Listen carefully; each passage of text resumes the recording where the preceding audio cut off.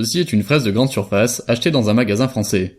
En France, 3/4 des consommateurs achètent des fraises pour une consommation totale de 130 000 tonnes par an. Le pays ne compte cependant que 3 000 producteurs qui ne peuvent fournir qu'un tiers de la quantité consommée sur le territoire. Alors, d'où proviennent les 2 tiers restants?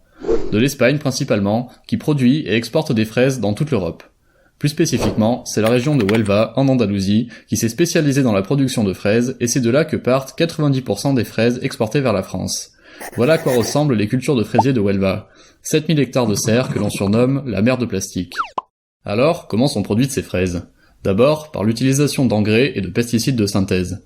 Chaque année, les sols sont désinfectés au bromure de méthyle et à la chloropicrine, qui fut parfois utilisée comme gaz de combat.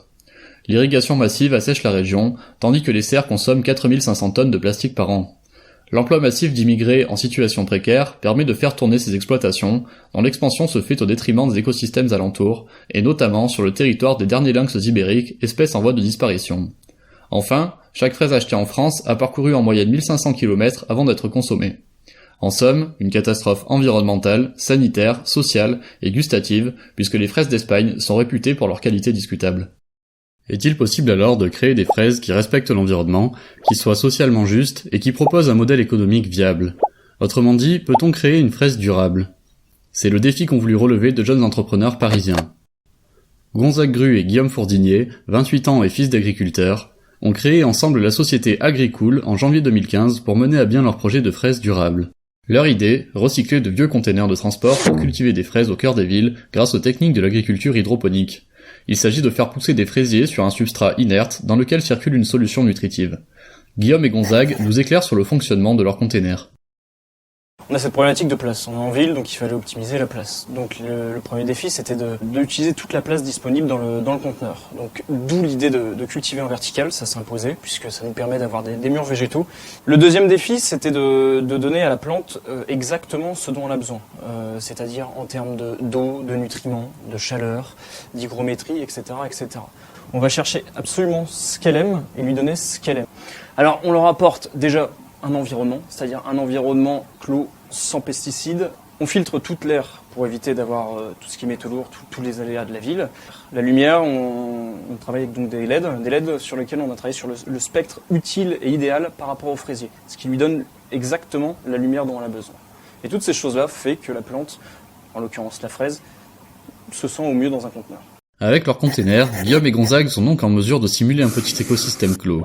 Mais pourquoi avoir choisi cette technique plutôt qu'une culture de pleine terre? D'abord, pour s'adapter au milieu urbain dans lequel la place et les terres cultivables sont rares. Mais les avantages sont également environnementaux. Le système d'irrigation en circuit fermé permet d'économiser 90% d'eau par rapport à une culture classique. Le milieu clos isole également les cultures des pathogènes, de quoi se passer de pesticides. La production au cœur des centres de consommation résout le problème du transport, tandis que le mode de culture ne nécessite pas de serre plastique, ni a priori de main-d'œuvre illégale et n'empiète pas non plus sur les espèces naturelles. Enfin, le contrôle des conditions de culture autorise une production toute l'année. La fraise d'Agricool propose donc une alternative intéressante à celle importée d'Espagne. La méthode n'est cependant pas parfaite pour autant. L'agriculture en container permet certes de réduire relativement certains impacts directs, mais les impacts indirects sont-ils pris en compte? Quelles ressources consomment la production, l'acheminement et l'équipement du container par exemple? Agricool utilise aussi pour l'instant des engrais de synthèse dont la production est hautement consommatrice d'énergie. L'utilisation d'électricité pour l'éclairage et le chauffage sont également à étudier, bien qu'elles soient d'origine renouvelable dans le cas d'Agricool. Autant d'impacts qu'une analyse du cycle de vie pourrait véritablement estimer. L'entreprise prévoit cependant d'en commander une dès que sa situation le permettra. À l'heure actuelle, Agricool essaye de gagner en crédibilité. Ils voudraient montrer que leur container pourrait devenir un mode de production à part entière, et c'est vrai que leur prototype aujourd'hui permet de produire 7 tonnes de fraises par an. C'est l'équivalent de ce qu'on pourrait obtenir en pleine terre sur 4000 m², et eux ils font ça simplement sur 30 m², bon, même si la viabilité économique du système n'a pas encore été démontrée.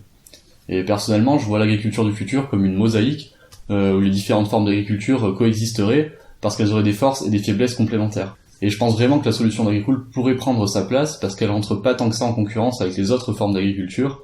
On aura toujours besoin d'avoir de l'agriculture en plein champ pour la production de masse, pour les céréales. L'agriculture urbaine telle qu'on la connaît aujourd'hui continuerait d'exister pour sa visée avant tout pédagogique. L'agriculture en container, elle a un but commercial et elle permet aussi de valoriser d'autres espaces. Donc je pense qu'avec ses avantages écologiques, elle pourrait vraiment convaincre. Après, c'est une innovation de rupture, donc comme toutes les innovations de rupture, elle va générer des oppositions. D'abord chez les agriculteurs traditionnels, mais surtout chez le consommateur, parce que voilà, on est face à une agriculture artificialisée à l'extrême, qui va un petit peu à l'encontre d'une demande vers plus de naturalité dans l'alimentation. Donc c'est pour ça que je pense que Agricool aujourd'hui marche un petit peu sur des œufs et devra manœuvrer habilement s'ils veulent diffuser leur innovation, mais ça me paraît pas impossible. Let me